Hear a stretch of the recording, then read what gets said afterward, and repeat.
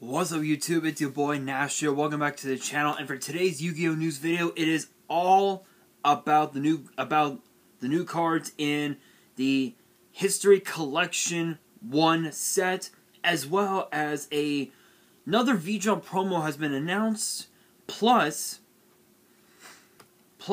this first one that I'm going to be talking about, Sky Striker Mobilize Linkage. The effect has finally been revealed, and I must admit I was pretty much right on this one. It was basically a much more different version of Engage. So again, it's called Sky Striker Mobilize Linkage, and it's a quick play spell.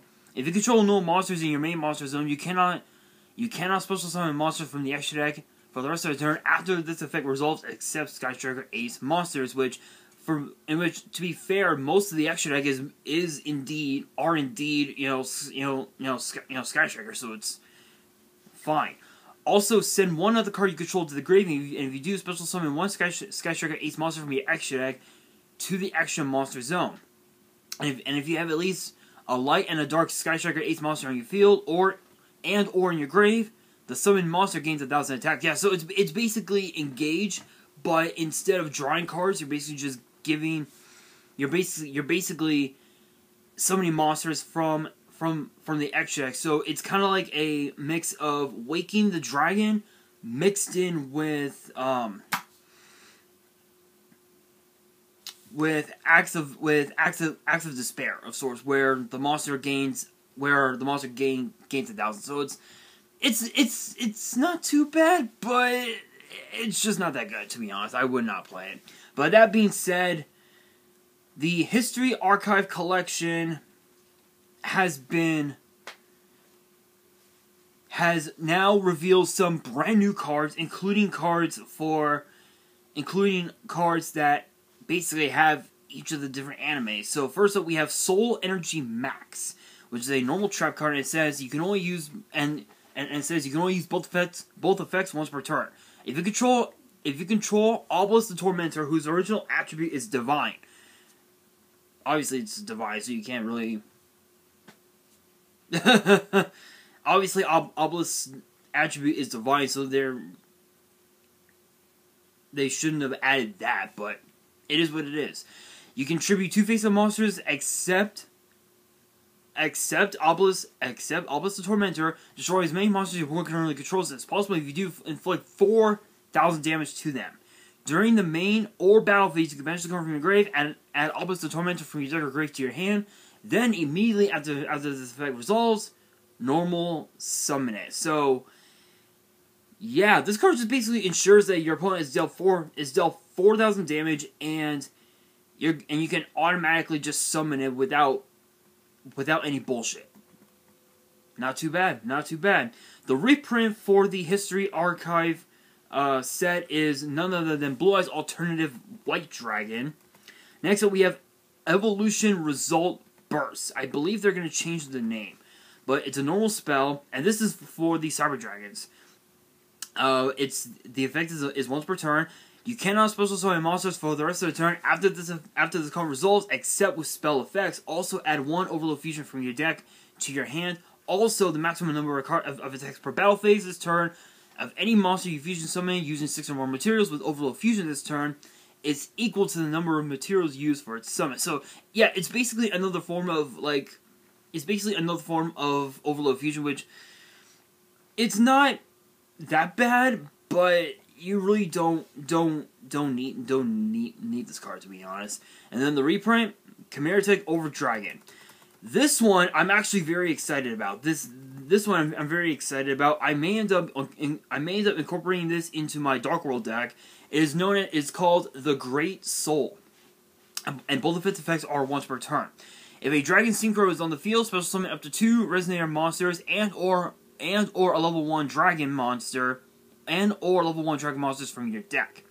When a monster effect is activated, if you control a level 10 or higher Dark Dragon Synchro, you can banish this card from your grave and negate that effect, and if you do, a single monster you control gains 2,000 attack until the end of the next turn. So with the first effect, it's basically it's basically red carpet, where instead of it being summoned from the graveyard, it's being summoned from the deck. So I might incorporate this. I'm not so sure. But what's cool about this is that it's imperm / double Acts of Despair, which that's actually not too bad. Not too bad. And the reprint, Red Supernova Dragon. Next up, we have Dragon Kane's Legend, which is a quick play spell, which is mainly for the Galaxy Eyes, which, truth be told, Galaxy Eyes Photon is the reprint, funny enough. Both of its effects are hard once per turn.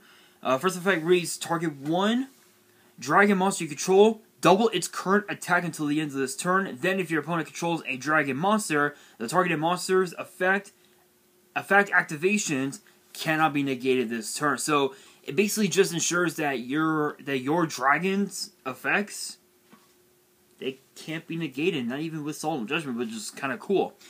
Second effect, during your main phase, you can banish the card from your grave, special summon, in defense, one of your Dragon Xyz monsters that is banished or in the grave. So it's kind of like a Monster Reborn, different dimension reincarnation of sorts, which is not too bad, not too bad.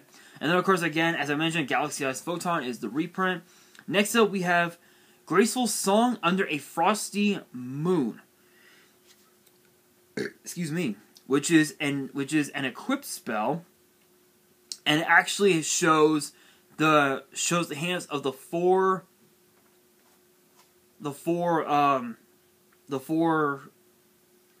heroines from each of the different dimensions. So you have you have Lulu from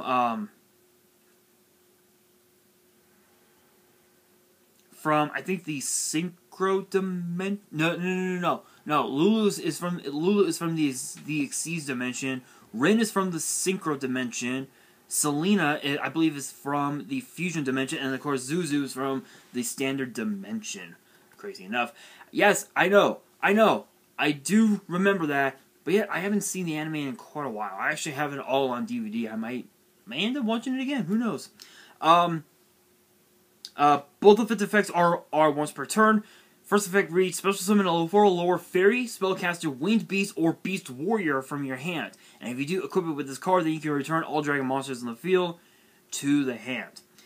During the end phase, if this card is in your grave, because it was sent there while it was face up in the spell and trap zone this turn, you can add a polymerization spell, a fusion spell, or a fusion parasite from your deck to your hand. So again, not too bad effect. It just ensures that if you're running fusions in your extra deck, this card just ensures that they get to fusion summon right off the bat, which is pretty cool. There's a note here that says that this card's name is a riff on the Japanese concept of the beauties of nature, which is implied to have been the basis for the motives around Zuzu and her counterparts, and is written as flowers, birds, wind, moon. This card's name literally reads Song, Ice, Gracefulness, Moon instead, which is kind of cool. And the reprint, again, the name suggests it. Dragons. Supreme King Dragon Darkworm. Actually, Darkworm is just a crazy card. Still crazy to this day. And then the last new card for this one in particular, we have Prisoners of Destiny, which is a continuous trap, and the effect is a once per turn. Once per chain, if a Link 4 monster is Link summoned, you can place one counter on this card, max 3. Then you can apply one of these effects depending on the number of those counters on this card. 1. Declare one card name, and for the rest of the turn, negate the activated effects and effects on the field of cards with that original name. 2. Special summon a low 4 or lower monster from your grave. 3. Send this card to the grave and you use special summon a Link 4 from your extra deck. Yeah, Appaloosa, anybody? Appaloosa, anybody? This card just basically gives you Appaloosa. Plain and simple. It can even also give you access code, of all things. And then, of course, I swear that dog needs to shut up. And then, of course, Link Karibo is the reprint. Now, if I can find it, I can find it. Here we are. Now we actually have some alternate arts for the set, and funny enough, the alternate arts are Blue Eyes White Dragon, Red Eyes Black Dragon, and Dark Magician Girl. I'm assuming that we're going to be getting these cards in the next Ghost from the Past set, which is possible. And funny enough, these are the artworks that came from the Bandai, from the Bandai cards. If you guys remember those, yeah, Bandai was pretty insane. Bandai was basically the ones that kind of started Yu-Gi-Oh back in the day until Konami took it over. But yeah, so that being said, we actually have some new cards that basically resemble pieces of the anime that we had seen from back in the day. So first up we have Dual Tower Alcatraz. Basically, it's Kaiba's dual tower, which is kind of crazy. Which is actually are they all field spells? Yeah, they're all field spells. No, we have two. We have two field spells, a normal spell, and the rest are continuous spells. Okay, so the first card is Dual Tower Alcatraz, and it has two effects. Excuse me. First effect reads at the start of the battle phase, activate this effect. Each player can reveal one monster from their deck, except a monster with question mark attack. Raw or Slifer, of course. And if they do, banish those monsters face down. The player that revealed the monster with highest attack can special summon a monster from their hand, and if they do, it can attack directly. Once per turn during the end phase, you can activate this effect. If this card is still on the field during the end phase of your next turn, destroy all cards on the field. This card just says Zeus. This is basically another form of Zeus, which is just absolutely insane. Next up, we have Dual Academy. If this card, let's see here. This card gains these effects based on the types of monsters on the field. Warrior, Beast, Pyro. Once per turn, if you activate a trap card, you can target one of your opponent, target a card your opponent controls, and destroy it. Dino, Sea Serpent, Thunder. Once per turn, if you activate a spell, you can inflict 1,000 damage to your opponent. Machine, Fairy, Fiend. Once per turn, if you activate a monster effect, you can target a face-up monster you control. It gains 1,000. So not only can you pop cards on your opponent's field, but you can also deal 1,000 damage to your opponent each turn, and give your monsters 1,000 attack. It's crazy. It is absolutely that's pretty crazy. That's pretty crazy. Now for the continuous spells, we have Ready, Set, Duel, or I guess in the OCG they call it Riding Duel Acceleration. Which is, again, is a continuous spell. And the resemblance, I'm looking at the art, and the resemblance is actually from the very first episode of the 5Ds anime, where it was Yusei versus Trudge. If you guys remember that episode, yeah, that was quite the episode. The effect is a once per turn.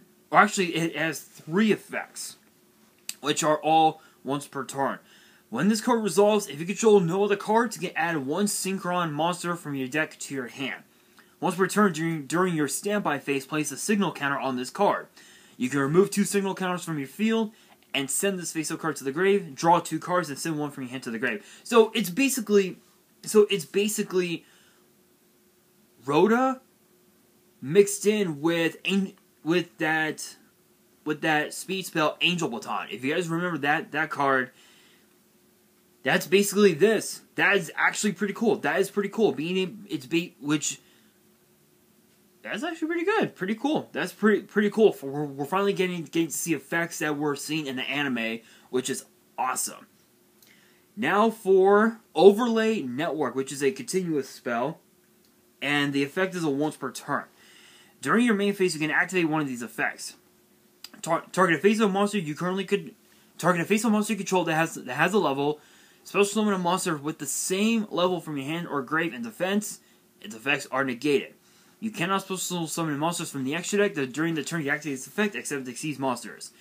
Target one exceeds monster you control. Add a card attached to it. Add one card attached to it to that card's owner's hand. So it's sort of like a bad compulse, I guess, so to speak. It's like Monster Reborn compulse, so to speak. It's kind of weird. Next up, we have Battle Royale, or is it? Yeah, Battle Royale mode joining, which is a continuous spell, and it says activate this card by targeting one effect monster on the field. The first two times that target would be destroyed by battle each turn, it is not. When that target is destroyed by battle, the player that destroyed it gains 2,000 life points. If the turn player's opponent takes battle or effect damage, they can apply this effect. Special summon a level 4 or lower monster from your hand or deck. If you do, you lose 2,000. So it's either you gain 2,000 or you lose 2,000, which is pretty crazy. And then the last one we have Into the Vrains, which is a once per turn. It actually has two effects. Says special summon a monster from your hand, but its effects are negated. Then immediately after this effect resolves, link summon using that monster you control. This link summon cannot be negated. Also, your opponent cannot activate cards or effects when a monster is link summoned this way. If a link monster or monsters you control is destroyed by battle or card effect while this card is in the grave, you can manage the card, add a monster with the same original type as that monster from your grave to your hand. So this card, Truth Be Told, could work with an archetype like Black Wings or even Raid Raptor because they're both wing based. You can add when the link monster, like say, Raid Raptor White Strix, I believe, when it's destroyed, you can add a Kalute from your deck to your hand, or a Raid Raptor from your deck to your hand, or rather from your graveyard. Sorry, it says from your graveyard. You can add it from your grave to your hand, which is kind of crazy. It's kind of crazy. It's crazy, people. Really crazy. Now for the next V-Jump promo. Apparently, it's gonna be nuts. It's kind of a weird one. The name of the card is Chang-Chi the Spiritualist, which is a 6-star dark attribute, and it appears to be a zombie. But it says has great affinity with the zombie monsters printed in the latest pack. Regarding the name, let's see. Regarding the name, would be literally a Taoist spiritual master, but is also one character short to being the Japanese name of the Hong Kong movie Mr. Vampire. A popular Jiangxi movie, Chang-Chi is how we're localizing the name, which seems to be a middle ground between Jiangxi, the Japanese word for Qianxi, and probably even the name of the main character of the movie, Master Cao, or Master Chen of the Japanese version. So, I really don't know what the effect would be.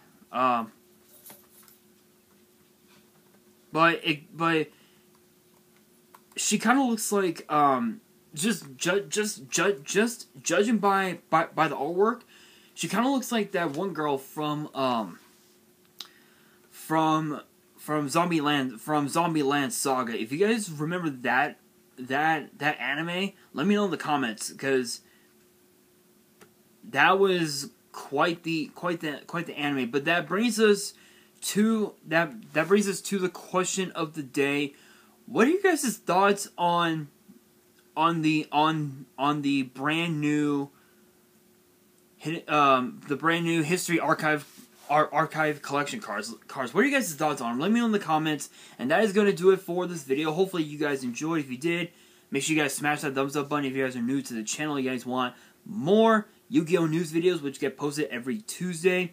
Make sure you guys subscribe to the channel and hit that notification bell so you guys don't miss out on any new content that comes your way. And be sure to follow me on Twitter and Instagram. All the links will be down in the description below.